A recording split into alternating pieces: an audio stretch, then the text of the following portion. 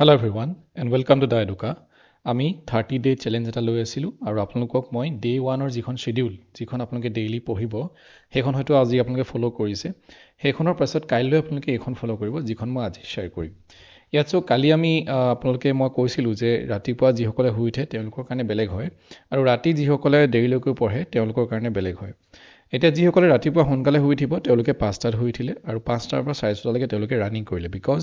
যদি কোনোবাই এছআই কাৰণে প্ৰিপেয়াৰ কৰিছে তেওঁলোকক ৰানিং লাগিব আসাম পুলিচৰ কাৰণে প্ৰিপেয়াৰ কৰিছে তেওঁলোকক ৰানিং লাগিব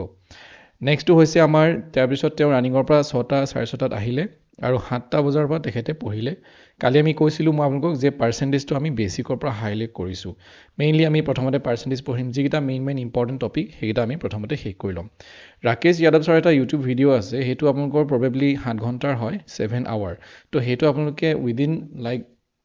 7 ঘণ্টাৰ যিটো ভিডিঅ' সেইটো 3 দিনত আপোনালোকে শেষ কৰিব লাগিব চ' আমি এইটো 2 নম্বৰ দিন আজি আপোনালোকে সেইটো হয়তো আজি আপোনালোকে মানে নেক্সট আজি চাইছে কাইলৈ চাব আকৌ চ' 7টাৰ পৰা 9টালৈকে সেই ভিডিঅ'টো চালে তাৰপিছত কৰিলে আপোনালোকে কি 9:30 পৰা 11:30লৈকে আপোনালোকে কোডিং ডিকোডিঙৰ যিটো বেছিক আৰু হাই যিটো মই ইউটিউব ভিডিঅ' চাৰ্চ কৰিছিলোঁ মানে ছাজেষ্ট কৰিছিলোঁ ইউটিউব চাৰ্চ কৰি ল'ব নহ'লে মই ছাজেষ্টেড প্লেলিষ্টৰ পৰা কোনোবা এটা ভিডিঅ' চাব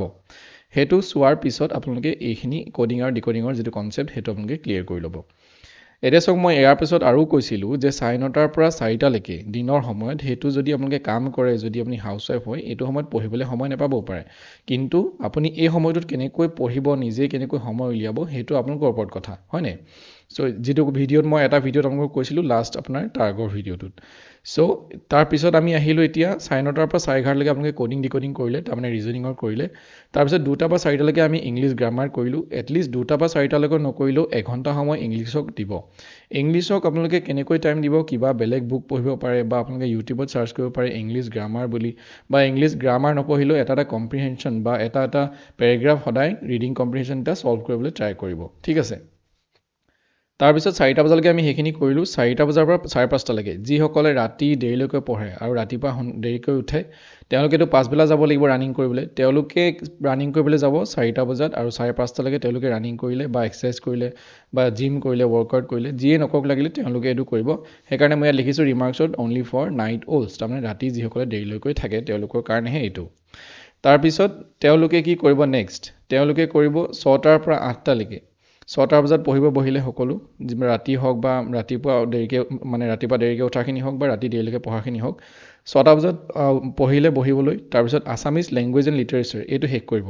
চ' লাষ্টত আমি কালিখনত আমি আছাম হিষ্ট্ৰী পঢ়িছিলোঁ যদি কাৰোবাৰ আছাম হিষ্ট্ৰী কালিখনত কমপ্লিট হোৱা নাই তেতিয়াহ'লে তেওঁ কি কৰিব সেই আছাম হিষ্ট্ৰী যিডোখৰ বাকী থাকিলে তেওঁলোকে ইয়াত ভৰাই দিব কাৰণ কেলৈ আছামিজ লেংগুৱেজ এণ্ড লিটাৰেচাৰটো বেছি দীঘল নহয় আপোনালোকে দুইটাই কমপ্লিট হৈ যাব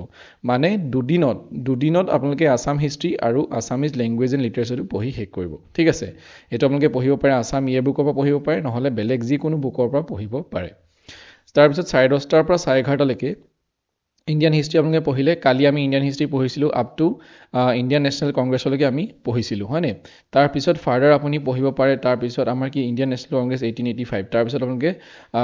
19 মানে আপোনালোকে গান্ধীয়ান এৰালৈকে 1917 মানলৈকে আপোনালোকে পঢ়িব পাৰে ঠিক আছে তাৰলৈকে আপোনালোকে পঢ়িব গান্ধীৰ যিটো এৰা গান্ধীৰ যিটো টাইম লাইন সেইটোলৈকে আপোনালোকে পঢ়িব বা আপোনালোকক মই যদি স্পেচিফিক যদি আপোনালোকক কওঁ যে ৰলত এক্ট যেতিয়ালৈকে আছিলে ৰলত এক্টলৈকে আপোনালোকে কি কৰিব ৰলত এক্টলৈকে আপোনালোকে তালৈকে আপোনালোকে পঢ়িব ৰলত এক্টলৈকে ঠিক আছে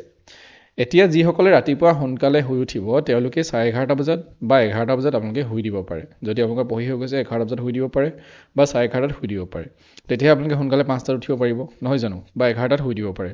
তাৰপিছত 12:30 পৰা 1:30লৈকে মানে যিসকলে আপোনালোকৰ মানে দেৰিলৈকে থাকিব ৰাতি দেৰিলৈকে থাকিব তেওঁলোকে কি কৰিব 1:30লৈকেতো পঢ়িব লাগিব তাৰপিছত তেওঁলোকে ইণ্ডিয়ান পলিটি পঢ়িব 11:30 পৰা 1:30লৈকে মানে কিমান হ'ল 12:30 আৰু 1:30 এইটো 11:30 হয় মানে 2 ঘণ্টা সময় আপোনালোকে ইণ্ডিয়ান পলিটিক দিব আৰু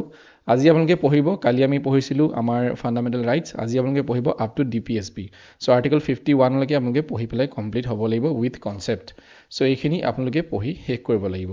চ' এইখন সদায় ফ'ল' কৰিব এইখন ফ'ল' কৰি গৈ থাকক মই ডেইলি যদিও মই ভিডিঅ' দিব নোৱাৰোঁ তেতিয়া মই টেলিগ্ৰাম চেনেলত আপোনালোকক মই ফটোখন দি দিম যে যদি মানে সেইদিনা কি পঢ়িব নেক্সট শ্বিডিউলখন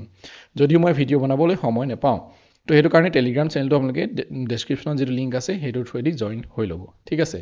চ' থেংক ইউ এভৰিৱান আই হোপ আপোনালোকে ভালদৰে বুজি পাইছে আৰু এখন ফ'ল' কৰি থাকক আমি এদিন সফল হ'ম গুড বাই